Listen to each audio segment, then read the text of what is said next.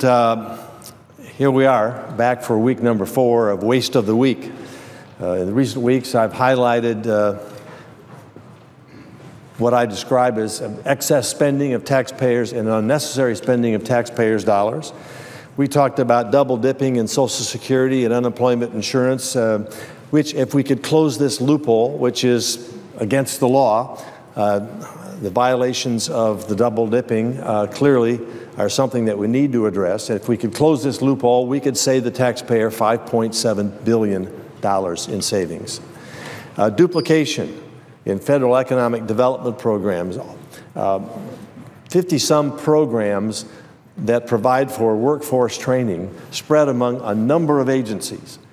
Surely we can reduce that number significantly, and if we could do so, we could save the taxpayer $200 million. And last week, somewhat tongue-in-cheek, nevertheless, not such small change, $387,000 issued in a grant by the National Institute of Health, in which 18 New Zealand white rabbits were given 4 times a day 30-minute massages to determine whether or not they would remove from some soreness. They gave them some physical exercise, and then they gave them 4 massages a day at 30 minutes apiece, costing $387,000 to prove that a massage made you feel better or remove some of those aches and pains. I think we could have asked any athlete from any of the college, we have moving toward college basketball, Final Four, the madness that takes place that we all engage in here at this time of the year. Just ask any college athlete or ask any person who's doing work in the yard, do you think 4 30-minute massages a day would help you feel a little bit better and remove some of those aches and pains? Do we need to spend $387,000 of taxpayers' money in order to prove this and give rabbits massages? So up we go with the chart, waste of the week, and this is week number 4, and I'd like to talk about a so-called, quote, bonus that has been given by our federal government that is quite egregious. Now, we all look forward to a potential bonus at the end of the year. It doesn't work in our business here, but a bonus sounds like something that comes along for something that was earned. But what if it was a bonus you didn't earn? Is it still a bonus, or does it become fraud? Mr. President, the Internal Revenue Service Commissioner, John Koskinen, recently confirmed to the Senate that unless action is taken, an amnesty bonus would be available to millions who have broken our immigration laws.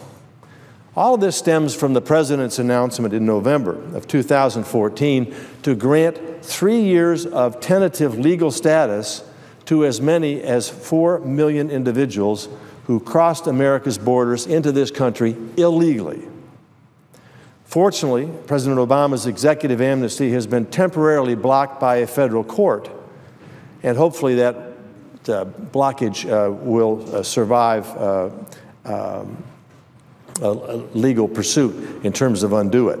But if this amnesty plan moves forward, 4 million illegal individuals will be granted Social Security numbers.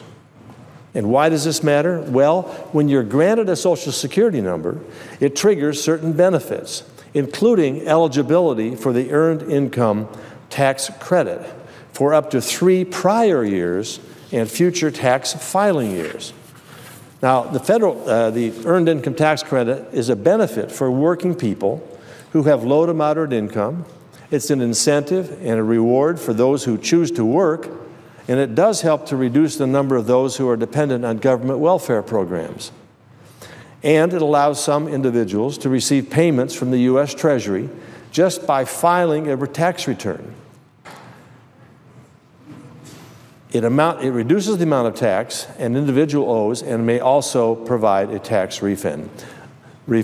So why does this issue qualify as waste of the week? Since the president is trying to legalize an additional 4 million individuals, if his action is upheld by the court, 4 million people will now have retroactive access to this benefit, and taxpayers foot the bill, these 4 million illegal immigrants that are in a position to earn this tax credit. The Joint Committee on Taxation says this so-called amnesty bonus for those who have come into our country illegally will drain about $2.1 billion from the United States Treasury. Now, I am for legal immigration. The U.S. has a rich history as a destination where people from all over the world can come to make a better life for themselves. We are a nation of immigrants. And as a matter of fact, I'm the son of an immigrant. My mother came here with her family, and it's been the narrative of our family that legal immigration is what has made America the great and prosperous country that it is today. But we also are a nation of laws, and Congress should help ensure that legal immigrants to our country can benefit from the opportunities they need to succeed, but this doesn't include rewarding those who are gaming our immigration system to receive benefits that they do not legally qualify for. To address this matter, I've joined with Senator Grassley and several others of my colleagues to introduce legislation that would correct this issue. And if we can correct this issue, we will save the taxpayers an estimated $2.1 billion in future spending.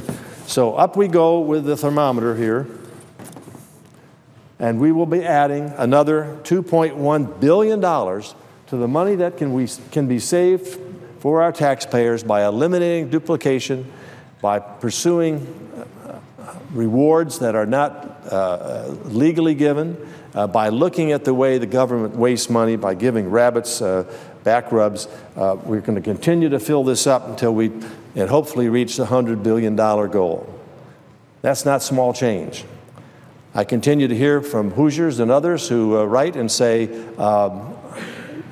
yes, we haven't been able to address the big issues of debt and deficit, but we can go after government waste. And those who say that we can't afford to cut spending a nickel because we've cut so much so far, clearly have not paid attention to the billions of dollars that can be saved to taxpayers simply by addressing waste and illegal use of the taxpayer money.